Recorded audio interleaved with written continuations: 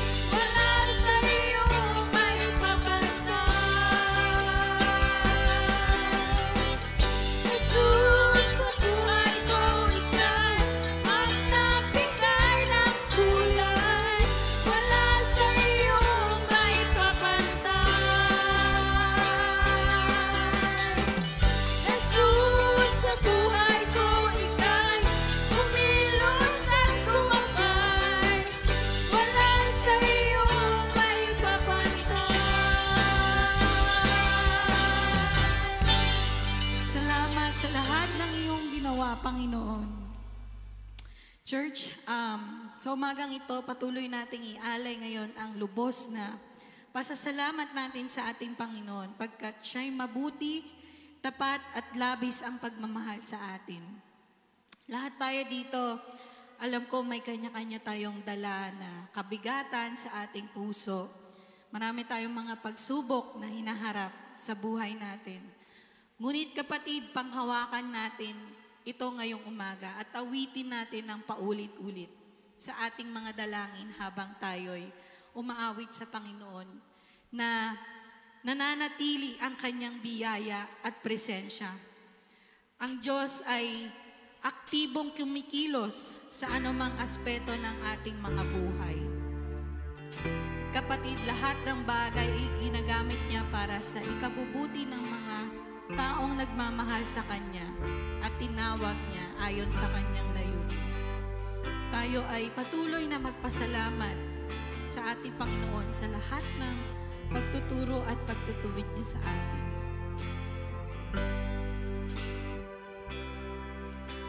Ikaw ay mabuti bawat sandali sa habang buhay ay mananatili, hindi mapapawi o may kukubli, maging sa dilim ng gabi. Sandigang matibay ang iyong pangako, lakas at pag-asa ng aking puso. Hindi na mabilang pagkakataon, patunay ng katapatan mo sa dalamhati at sa kabiguan, sa pagluhan ng pusong nasugatan, sa pagsubok na iyong pinahintulutan. Salamat, Panginoon, sa katugunan sa aking dalangin, sa kalakasan sa'yo nang gagaling, sa pagtuturo at pagtutuwid mo sa akin. Salamat, Panginoon, salamat.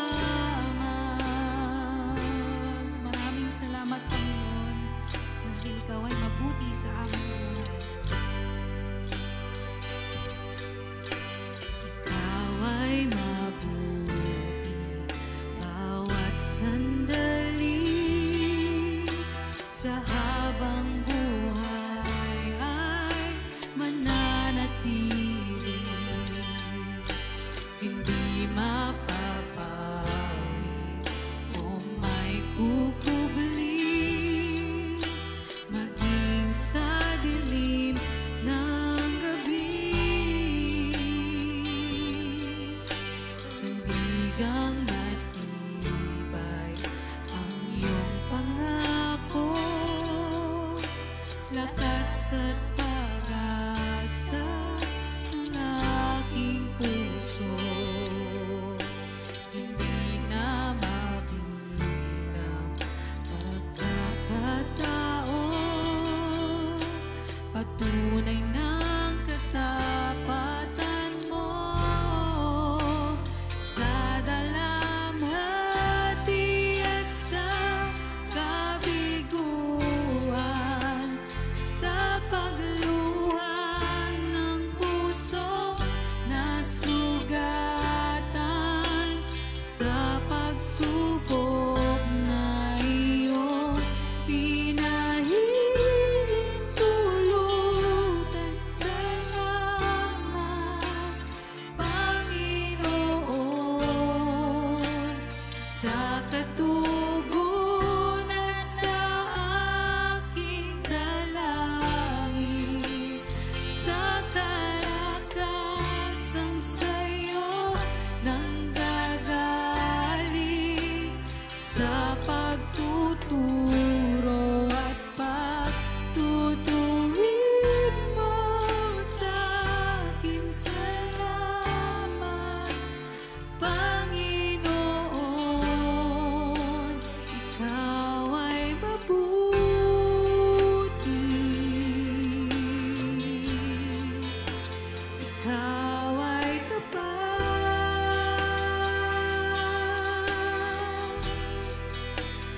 sa'yo ang papuri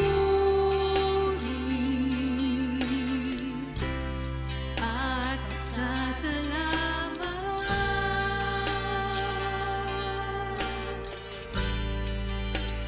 Ikaw ay mabuti,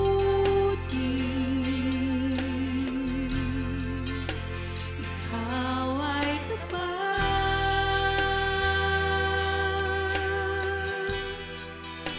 sa'yo ang papuri at pasasalamat. Minsan pa, Panginoon, ikaw ay mabuti. Ikaw ay mabuti,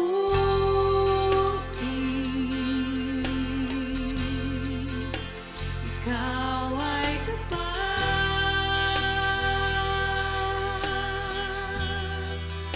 sa'yo ang papuri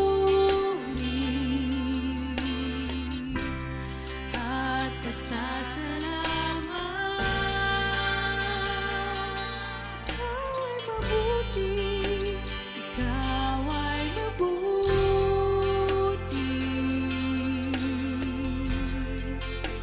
ikaw ay tapat,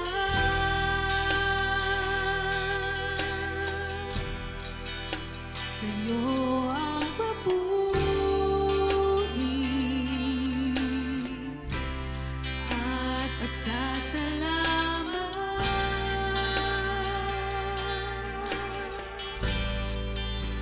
Sa dalamhati at sa kabiguan, sa pagluhan ng puso na sugatan,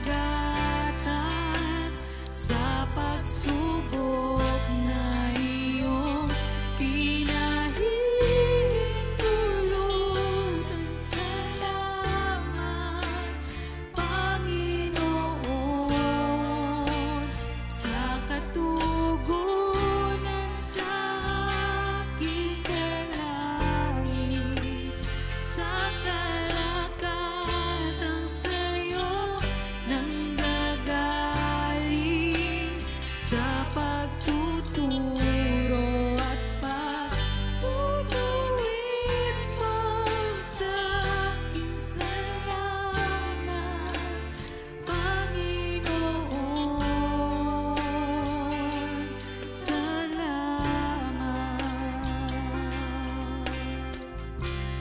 Salamat, Panginoon, at patuloy kaming umaawit sa inyo ngayon at papasalamat. Salamat dahil higit mo kaming kilala at patuloy mo kaming tinuturuan. Kami patuloy na aawit sa inyo, Panginoon. Siyasatin mo ang aming buhay. Siyasatin mo ang aming puso. Salamat, Panginoon.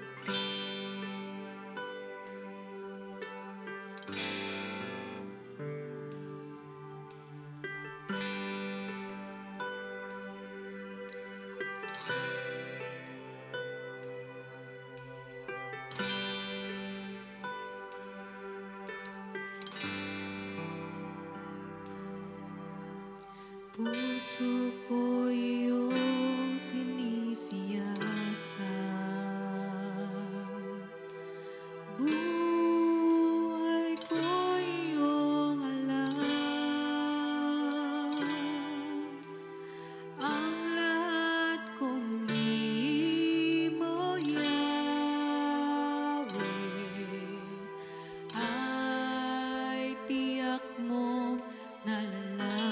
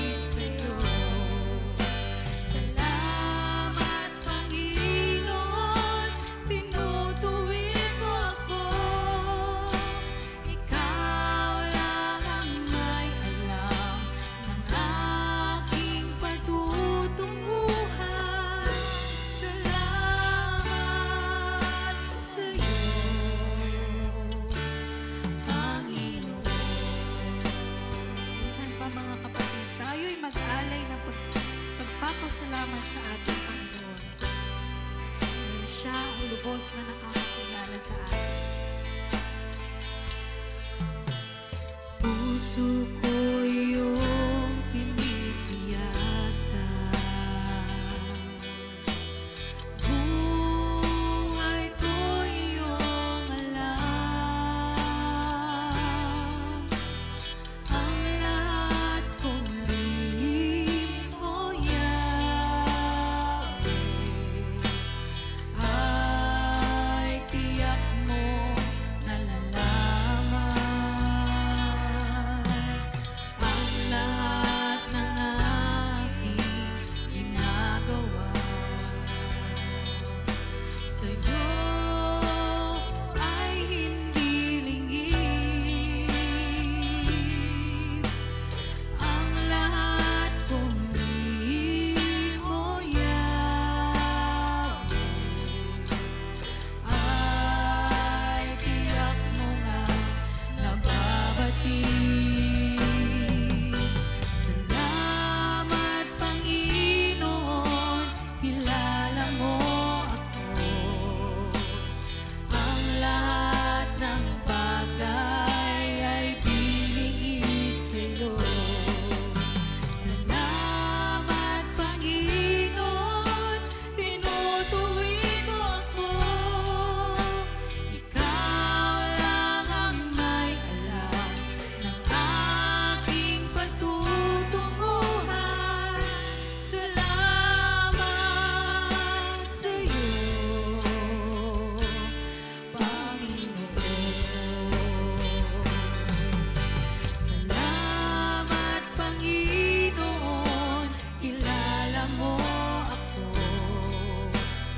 Ang lahat ng bagay ay dilingid sa'yo.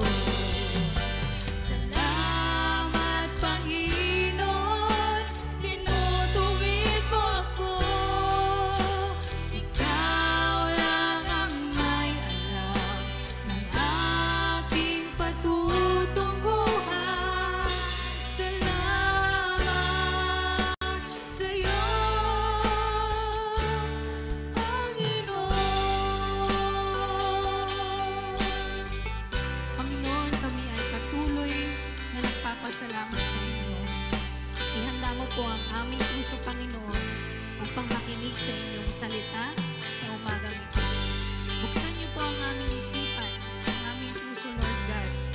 Nang sa gayon, Panginoon, kami ay matutong sumunod sa lahat ng nais mo. Pinupuri ka namin at dinadakila sa araw na ito. In Jesus' name we pray. Amen and amen. Makakaupo na po tayo.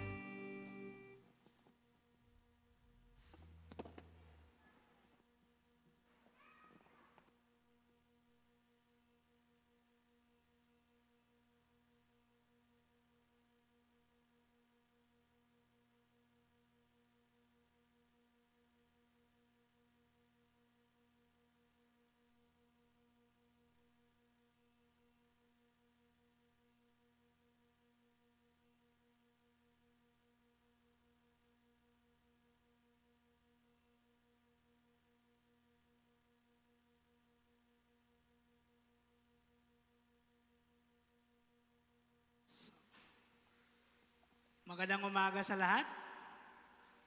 Kamusta? Please tell your seatmate, peace be with you. I hope and pray for God's peace sa ating lahat, especially sa mga taong nangangailangan talaga ng katiwasayan at kapayapaan sa kanilang mga buhay. And I believe that it really is a week of peace.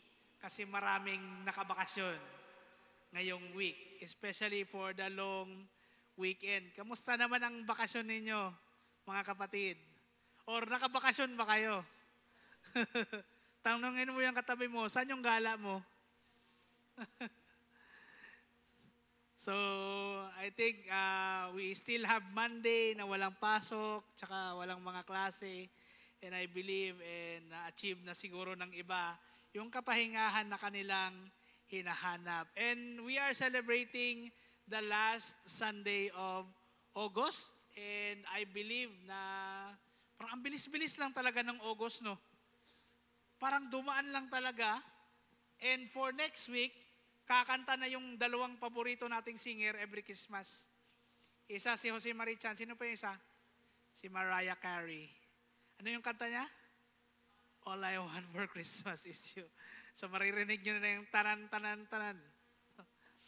But we are also at the last part ng ating sermon series for this month of August. And we've been talking about God's Word or ang salita ng Diyos. With this sermon series we entitled Not Just a Book. I think lobat yung pointer ko. Sorry.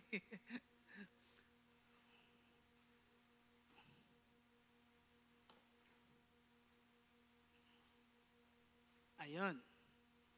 So we are at the last Sunday of the sermon series, More Than Just a Book. And we were talking about the Word of God. So atin pong pinag-uusapan itong salita ng Diyos o itong librong tinatawag natin na Biblia at kung paano po ito nakakatulong sa ating buhay.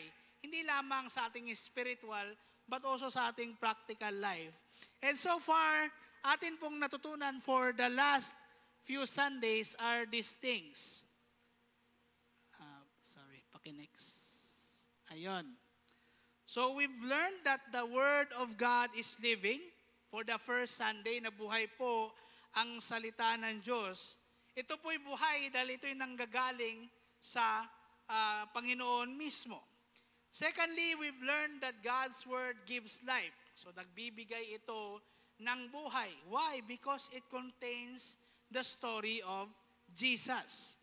And lastly, we've learned last Sunday na ang salita ng Diyos gives us abundance or paglago ng ating buhay because God's Word is the secret to the fruitful and abundant life.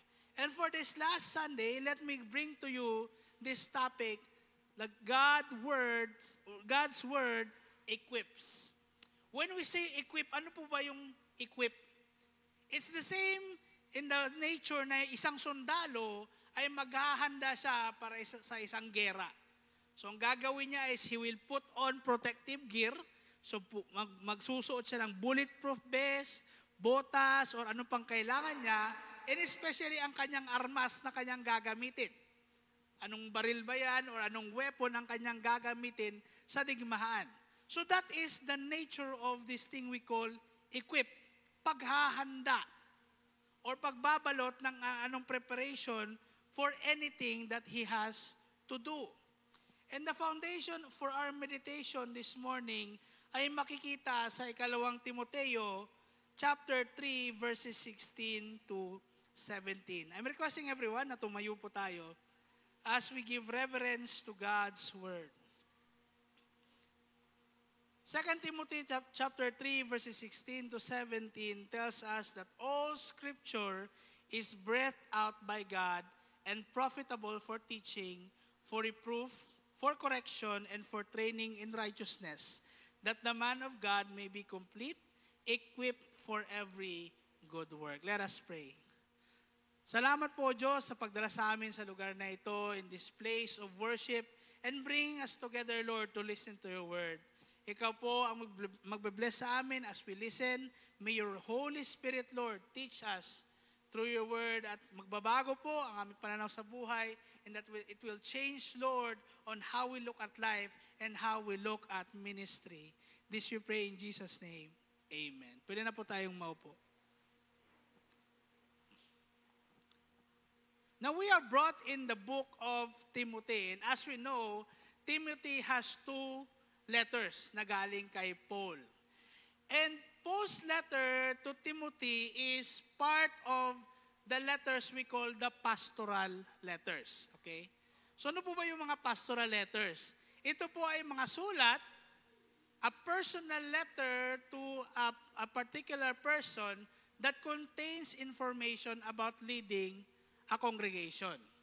So sa madaling salita, ito po ay pagtuturo sa isang pastor, paano niya po pangunguluhan ang kanyang simbahan. So it's from a mentor to a pastor. And in this case, meron po tayong 3 pastoral letters sa Biblia. So yan po yung 1st and 2nd Timothy at ang Titus. So si Timothy po and si Titus were both pastors. So sila po'y tinitraining at inihahanda ni Pablo para sa ministry. And the relationship of Paul is a very special one. Kung alam niyo po ang history nila, ay napakalapit po ni Paul at ni Timothy. They are one of the closest relationships when it comes to mentor and student in the Bible. So kinukonsider ni Timothy si Pablo bilang kanyang leader, kanyang guro, kanyang discipler, at kanyang the one who leads him in the ministry. In fact, si Timothy po ay kasama ni Pablo sa kanyang mga missionary journeys. So sa kanilang paglalakbay, sa kanilang pagbabahagi ng salita ng Diyos, doon sa Asia at Europa, kasama po ni Pablo si Timothy together with Silas. So Paul was training Timothy. Timothy was a young pastor. Okay? So hindi niya po, marami pa siyang hindi alam at gustong matutunan when it comes to ministry. Timothy was the pastor of the Ephesian church. Okay, kung alam niyo po yung letter to the Ephesians, para po actually ito kay Timothy at para sa simbahan sa Ephesus. So Timothy was the one leading that church. So Paul was training Timothy how to lead the congregation, how to serve, how to minister to the church. So kung masasabi po natin na yung sulat po na ito ay isang sulat para sa isang pastor. Now, how do we relate this letter para sa ating lahat? No, Timothy is not just a letter for leaders. It's a letter for those who serve. Please tell your seatmate, serve. Lahat po tayo ay tinawag ng Diyos para maglingkod sa Kanya. Now the question is, tayo po ba ay naglilingkod sa Panginoon, sa simbahan, at sa ating kapwa? Alam niyo po, yung word na lingkod sa Bisaya, ano po ba yun? Upo. So may tinatawag sila na lingkod ng Panginoon. Ay bakit? Naglilingkod din siya? Hindi. Kasi palagi lang siyang nakaupo. Sometimes yun yung that's the summary of our Christian life. No, nandito lang tayo sa church, upo lang, after pa ng simba ay uuwi na. Yun yung tinatawag nila na lingkod ng Panginoon. Kasi nakaupo lang. But yung sa Tagalog naman, naglilingkod ba tayo? Are we serving God? Or how is our Christian life when it comes to service? Naglilingkod ba tayo sa simbahan? How about serving others? Tayo po ba'y naglilingkod sa iba? Or sa Bisaya nga, lingkod lang talaga. Nakaupo. Part of the calling of the Christian life is to serve. Okay? Parte po ng ating pagiging Kristiyano ay ang paglilingkod. Now, not everyone is a leader, okay? Sa simbahan po, hindi po leader lahat, hindi naman po pastor lahat, hindi naman din CMT, elder, deacon lahat. But we are all called to serve God and to serve others. That's why, importante po bilang isang Kristiyano that when serving God, we also need to be prepared. That's why we need to be equipped. Yan po yung term. And the letter of Paul to Timothy is basically like this. If you want to serve, you need to be prepared. You need to be equipped. You need to be trained for the ministry. Siguro mahirap pong magtrabaho kung wala kang alam sa ginagawa mo. Kung wala kang alam sa iyong trabaho. Diba? Surely Mahirap siguro kung ang CPR na ginagawa sa'yo, or kung may nurse ka nakikita nagsi-CPR, ganyan ang ginagawa. Tingin nyo mabubuhay yan? Hindi. Or kung may architect kayo na hinair, tapos gumawa ng ganyang hagdanan, makakakit ba yung tao na aakyat siya sa hagdanan? Di ba hindi? No. It's really hard to do a job when you don't know anything about it. Di ba? Sino ba yung nakasubok nito na nasa isang trabaho, tapos wala siyang alam, anong gagawin ko dito? Paano to? No, it's really hard when we don't have the idea to do the profession that we are in. So we need training. We need knowledge. We need to be prepared. And we need to know what we will be doing. Brothers and sisters, same po sa ministry. Hindi ibig sabihin na, gusto ko maglingkod sa Panginoon. Sige, maglingkod ka. You also need to be trained. You need to be equipped. You need to be prepared. That's why Paul writes this letter to Timothy. Okay? Sinulat niya itong letter na ito kay Timothy for Timothy to be prepared sa mga challenges sa ministry. So the question is, paano po ba maihahanda ng Kristiyano ang kanyang sarili sa paglilingkod sa Diyos? The Word of God is the one that will equip us, that will prepare us, that will instruct us.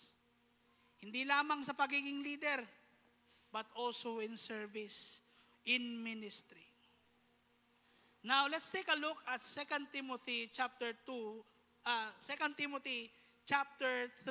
So kung may mga Bibles po kayo, please open it in the book of 2 Timothy chapter 3. At atin pong alamin kung paano po ba tayo natutulungan ng salita ng Diyos, especially sa ating paglilingkod sa Kanya.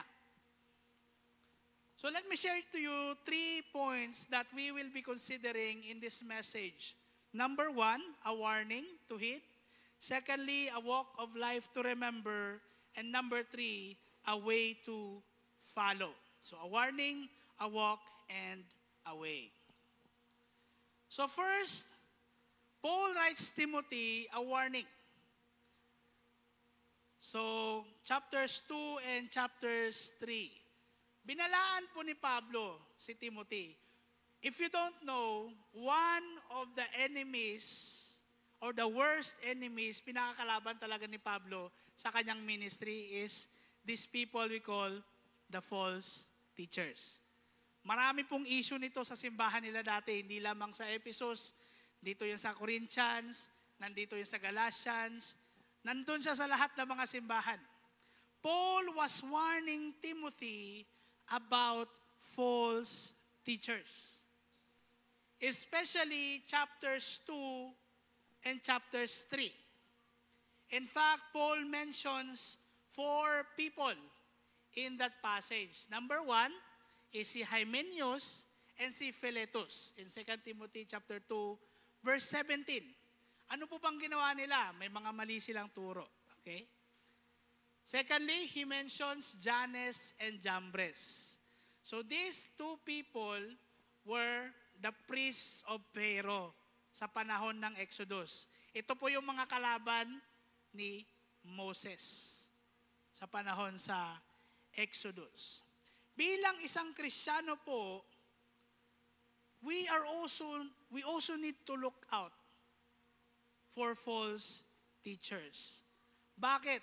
Number 1, Paul warns Timothy of false teachers and warns us number 1 because of false doctrines. Okay? So sa unang yugto na kanyang sinabi na si Hymenaeus and Philetus ay mayroong mga maling aral na kanilang sinishare doon sa simbahan ng Ephesus. So they were telling na yung resurrection ay nangyari niya. At marami silang mga other false doctrines and false teachings na itunuturo. And sadly, nangyayari din ito sa Pilipinas, di ba? Marami tayong mga religious groups dito na hindi talaga sakto yung mga katuruan at hindi talaga tama yung kanilang mga sinasabi at tinuturo. We are also in a place where there are many false prophets, false teachers, tinatawag nilang pastor kuno, pero iba pala yung mga paniniwala. Siguro nakapagtataka, di ba? Why are so many people still falling? Bakit marami pa rin nakukonvince na tao with false teachers or false prophets? One of the things na na-realize ko, no, especially itong kay Kibuloy pala. Kung alam niyo yung mga issue ngayon, no, grabe yung raid na nangyari sa Davao. And yeah, let's pray for the people of Davao City na maging safe sila doon. Kasi grabe talaga. I've heard one of the preachings of Kibuloy. Nung una pa, mga dating kwan, magaling talaga siya magsalita.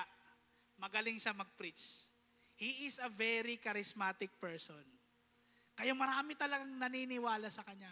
Because sometimes hindi about sa katuruan, it's about the person. Kung very charismatic ka talaga, naku, may madadala ka talaga. Paul warns Timothy of false teachers. Number 1, Hymenaeus and Philetus. Ano po bang ginawa nila? They were twisting the truth. Okay? Ito sometimes yung nangyayari dito sa Pilipinas. Yung mga mga kulto na grupo, tama yung kanilang ituturo, pero medyo ititwist nila. Okay? Para hindi masyadong halata. Secondly, Paul mentions Jannes and Jambres. This is not just twisting the truth, they were opposing the truth. They were the enemies of Moses. Na sinasabi, sabi nila, huwag mong pakawalan niya mga Israelites. Huwag ka maniwala dyan sa Diyos nila. Hindi yan totoo. So when we deal about false prophets, there are only two kinds of false prophets. Number 1, they will either twist the truth, or number 2, they will oppose it. So as a pastor, as a young pastor, like Timothy, Paul was really warning him, huwag kang magpadala sa ganitong mga klaseng tao.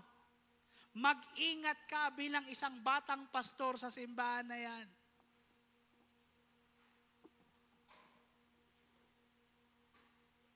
We are being given a truth that we need to take care of. Ang salita po ng Diyos, mga kapatid, ay isang katotohanan na kailangan nating alagaan.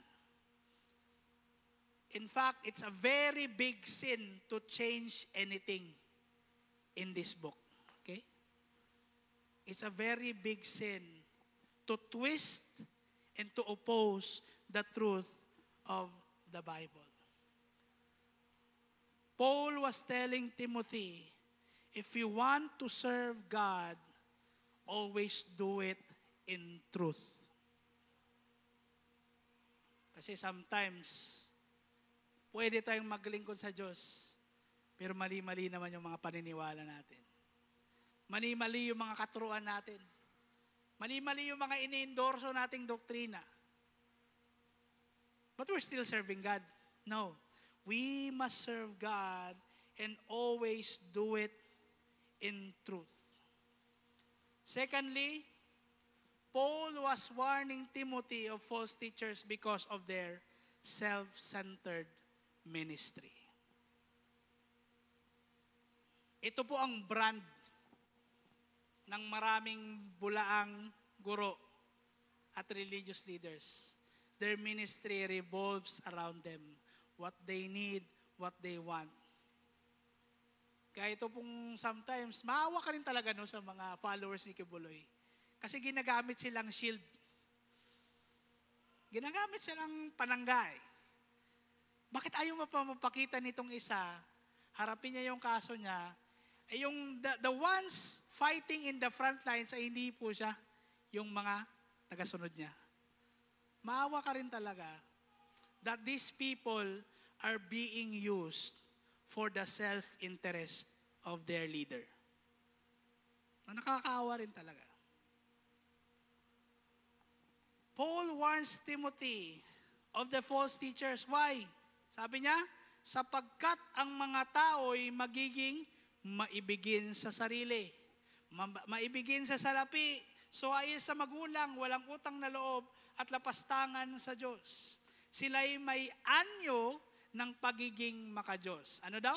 They have the image of being godly. Ngunit hindi naman nakikita ang kapangyarihan nito sa kanilang pamumuhay. Iwasan mo ang ganyang uri ng mga tao. Ano pong context nito? The false teachers in the church of Ephesus. Notice that Paul really mentions firsthand, maibigin sa sarili. The love of self. Kasi yun lang po talaga yung agenda nila. Yun lang po talaga yung gusto nila. Self-interest, self-agenda. Paul tells us not what to become. Ministry is about the truth and certainly not about ourselves. Now, if you're someone who wants to serve God, always remember, self-centeredness is a dangerous attitude to bring in the ministry. Gusto mo maging pastor? Gusto mo mag-serve? Gusto mo maging leader sa isang simbahan? Gusto mo maglingkod? Huwag mong dadalhin ang katangiang iyan. Because it's a very dangerous attitude to bring in the ministry. When there's self-centeredness, there's pride. There's greed. When there's self-centeredness, there's an opportunistic attitude. Because the self comes first. Kaya po, kung tayo'y gustong maglingkod sa Diyos, iwan po natin yung katangian na yan. Because that is not from God. Ang paninilbihan sa Diyos ay hindi po tungkol sa atin, kundi tungkol po ito sa Diyos. God is glorified. John the Baptist says, di ba? Less of me, more of Him. This is Paul's warning to Timothy not to become like these false teachers, na sarili lang ang kanilang mga iniisip, na kanilang mga sariling kagustuhan lamang at kanilang mga agenda ang kanilang pinaprioritize sa ministry. Secondly, Paul tells him of a walk of life to remember. Paul reminds Timothy of the false teachers. And in comparison, he compares his life. Ano sabi niya? In 2 Timothy chapter 3 verses 10 to 11, you, however, know all about my teaching, my way of life, my purpose, faith, patience, love, endurance, persecutions, suffering. What kinds of things happened to me in Antioch, Iconium, and Lystra, the persecutions I endured, yet the Lord rescued me from all of them. So nagbigay ng comparison si Pablo sa kanyang buhay on how the false teachers live. And Paul, suffering would complete your ministry. Suffering is part of the process that completes your service to God. Kaya po kung may paghihirap sa paglilingkod sa Diyos, go lang ng go. Sometimes we don't want inconvenience, di ba? Ano kayang mangyayari no sa ACGC? Pag may Sunday na simba, tapos sira lahat ng aircon. Uy, pawis na ako. Parang hindi naman komportable dito. Hindi naman convenient. Alis na lang ako. Or sometimes kung mag-prepare meeting at uulan, ay umulan, hindi na ako mag-prepare meeting. Kasi hirap. But you know, sometimes sufferings, they're part of the ministry. And when we learn to face the suffering and challenges, God strengthens our faith. Magiging mas matatag at magiging ganap at walang pagkukulang ang ating pananampalataya. And lastly, Paul encourages Timothy of a way to follow. Sabi niya, but as for you, continue in what you have learned and have become convinced of, because you know those from whom you've learned it, and how from infancy you have known the Holy Scriptures, which are able to make you wise for salvation through faith in Jesus Christ. Now, why did Paul say this? Kung inyo pong malalaman ang buhay ni Timothy, there are 4 people na very crucial sa kanyang pagiging Kristiyano at kanyang pagiging pastor. Si Pablo, number 1.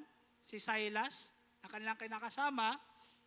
Number 3 ay si Lois. Siguro marami sa atin na hindi kilala si Lois. Pero si Lois po ang kanyang ina. And si Eunice na kanyang,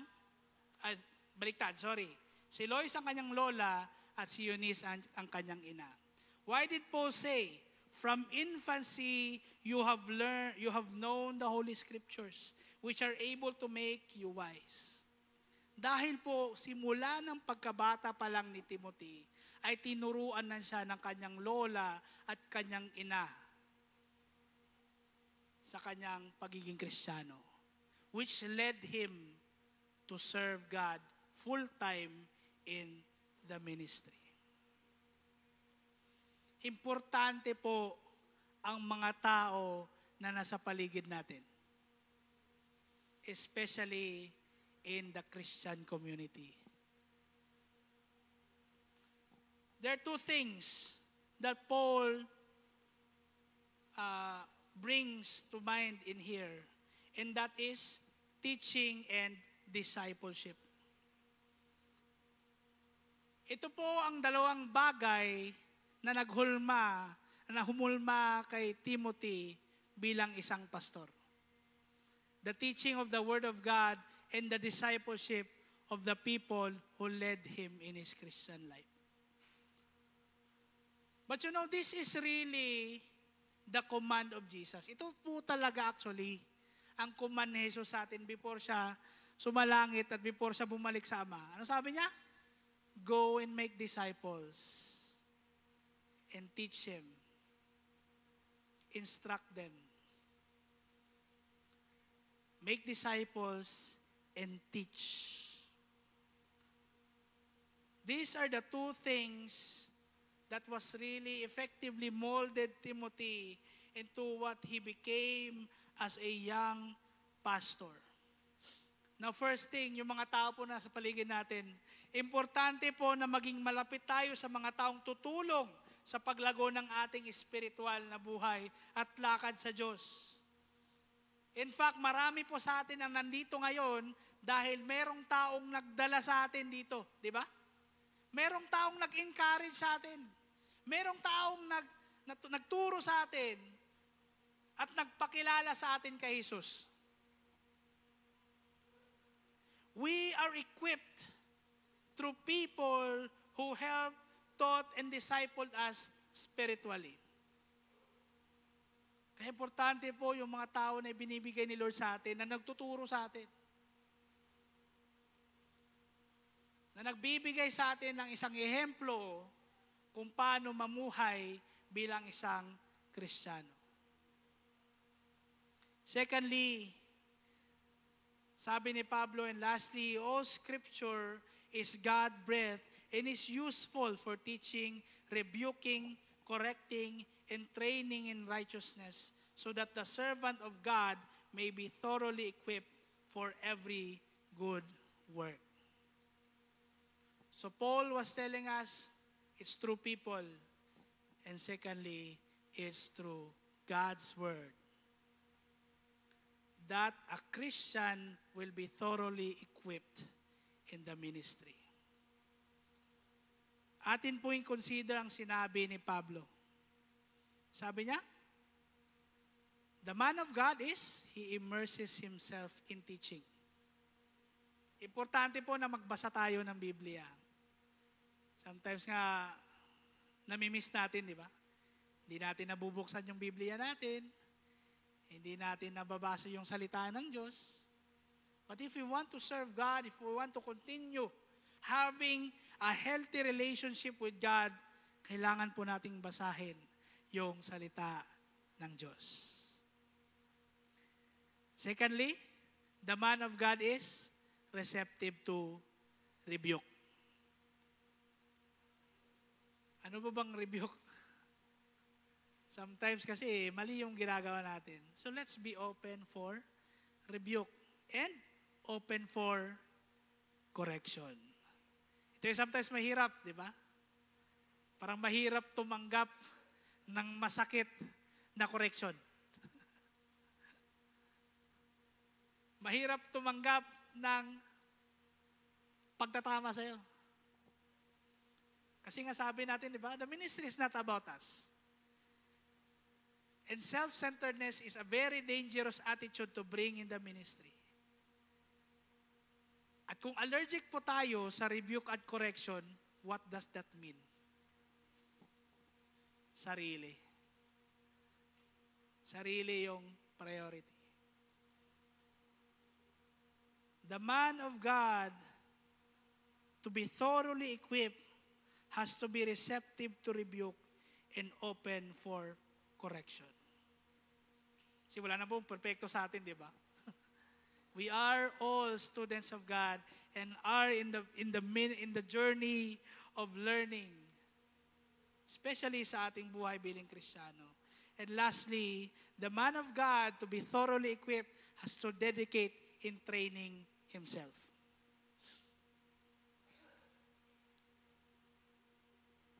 Merong isang pastor na pag mag-preach siya, ang gagawin niya, lagay niyo yung Bible niya, bubuksan niya kahit saan, pipikit siya at ipopoint niya sa ang verse yung babasahin niya. Tapos pag babasahin niya, yun na yung preaching niya. What do you think about that? Ibang klase, no? Kasi nga, hindi nag-study, hindi nag-prepare, hindi nagbasa. Ako, ano ituturo ko? Yun na yung salita ng Diyos. Okay, salita ng Diyos natin ay... Tapos, ang naturo niya yung Genesis, ano yun?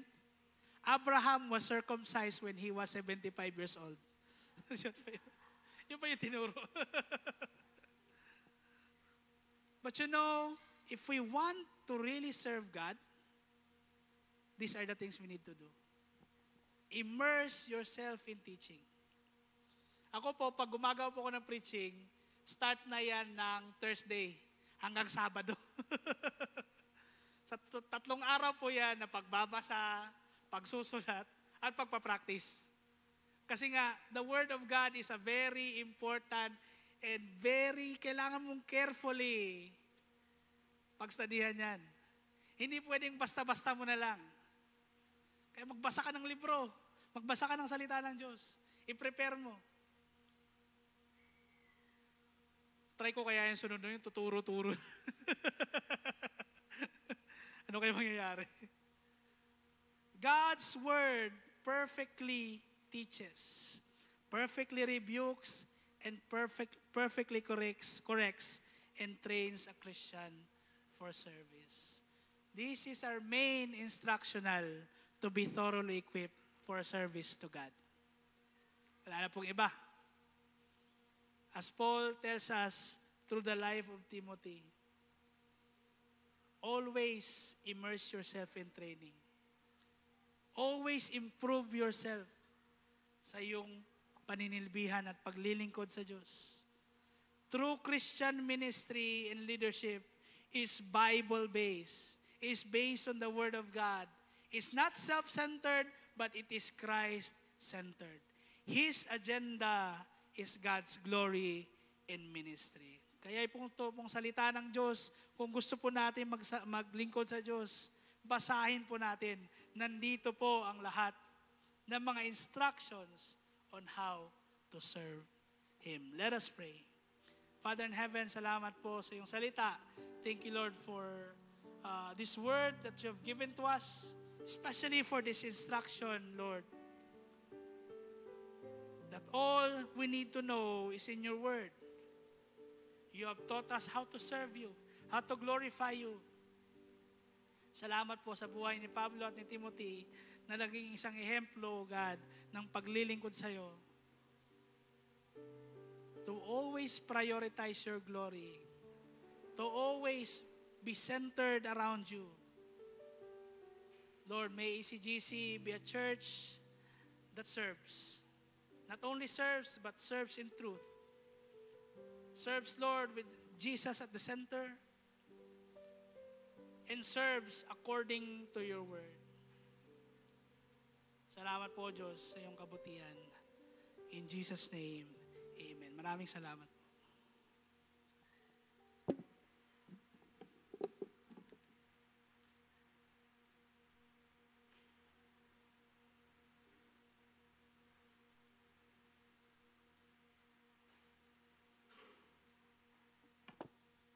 Okay. Good morning, everyone. Thank you, Pastor, for sharing those insightful message from the Lord. So let me read to you what the Lord has said to me this morning. In Matthew 6:33, but seek first His kingdom and His righteousness, and all these things will be given to you as well. So as we Christians, we are having a lot in these days right now. No, let us not forget that everything is coming from the Lord. Even our yung mga yung wages natin, yung mga sahod natin, everything, kahit yung mga businesses natin na ginagawa everyday sa lives natin, even yung smallest resources, pati yung mga energies natin. So right now, I'll be inviting everyone to go here in front para i-bring back naman natin what the Lord has impressed us in our days of our lives, kung ano yung binibigay niya sa atin, yung glory and grace niya sa atin sa buhay niya. Also, this is also an encouragement that this verse, it prioritizes God's kingdom. So everything na we will be giving here in front para sa tithes and offering natin, let us not forget that it is for the glory of God and it is for the expansion of His kingdom. Sige, so also for those who are joining us online, we will be sharing yung ating QR code and yung details of our bank details where you can share also, where you can send your tithes and offerings. So right now, I'll be inviting everyone to stand up and please give your tithes and offering here in front na po.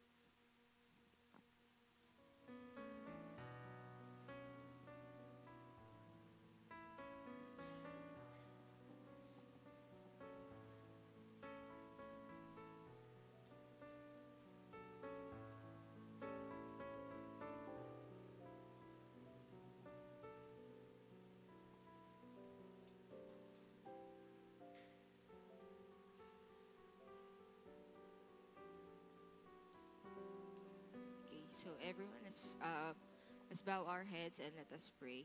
Heavenly Father, these tithes and offerings, we offer this to for your kingdom's expansion. Lord, we pray, Father God, na i-bless niyo po yung mga taong nagbigay, and also I pray na kayo po ang mag-glorify sa life nila. Lord, we thank you for all of the resources that you have given to us, all of the strengths and energies, Father, na binibigay niyo po sa amin araw-araw. Lord, naway ma-please po namin kayo because these tithes and offerings, Lord, we offer this because it is you being worship and it is you being glorified. Lord, we pray na i-bless niyo pa po kami as we also bless the other people as well. Lord, we entrust to you everything. In Jesus' name we pray. Amen.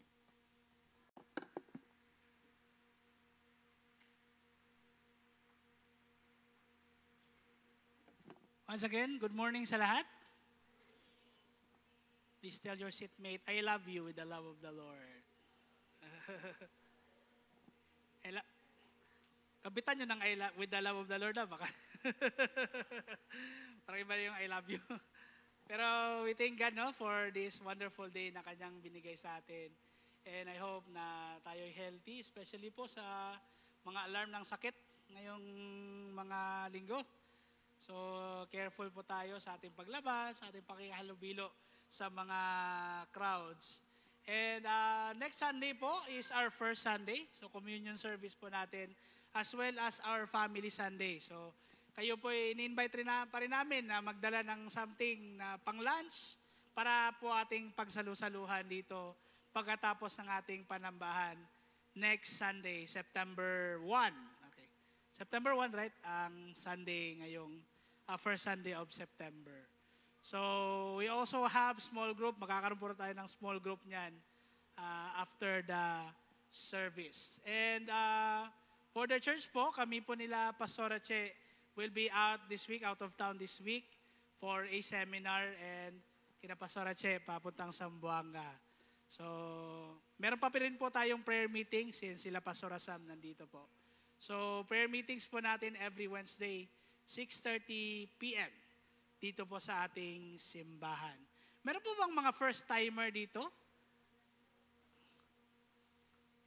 Si Ma'am Rona, first time po ba dito Sunday? Hindi na. Parang wala, meron ba tayong bisita? Or baka nahihiya lang? I think wala po, no? Sige. So, we encourage you to invite visitors on the next Sunday. Dalhin nyo po dito para magsimba kasama po natin. And I'm requesting everyone to please stand as we close the service for our closing song and as well as the closing prayer.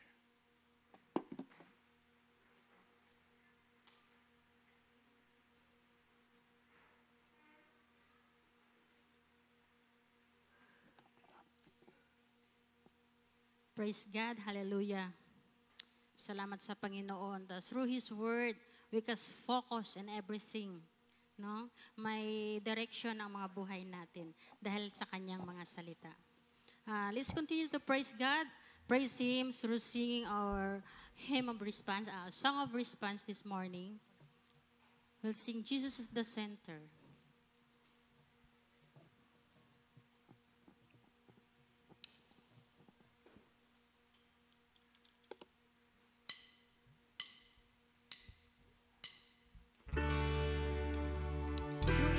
That Jesus is the center of our hearts and of it all.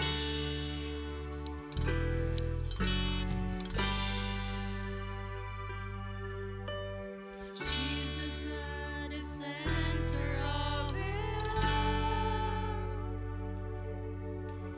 Jesus at the center of it all.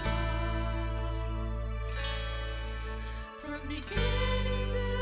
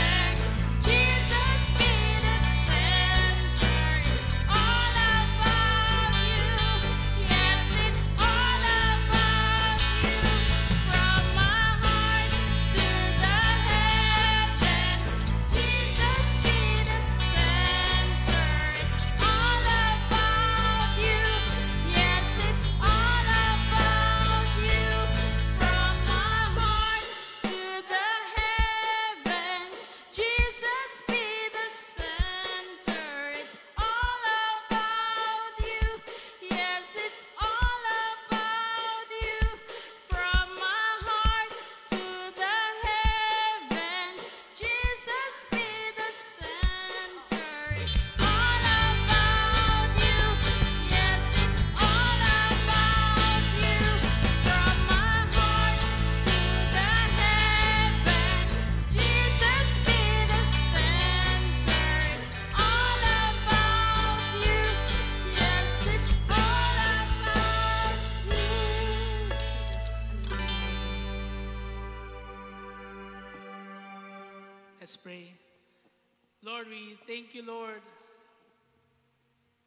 for the gift of salvation and the opportunity to serve you, God.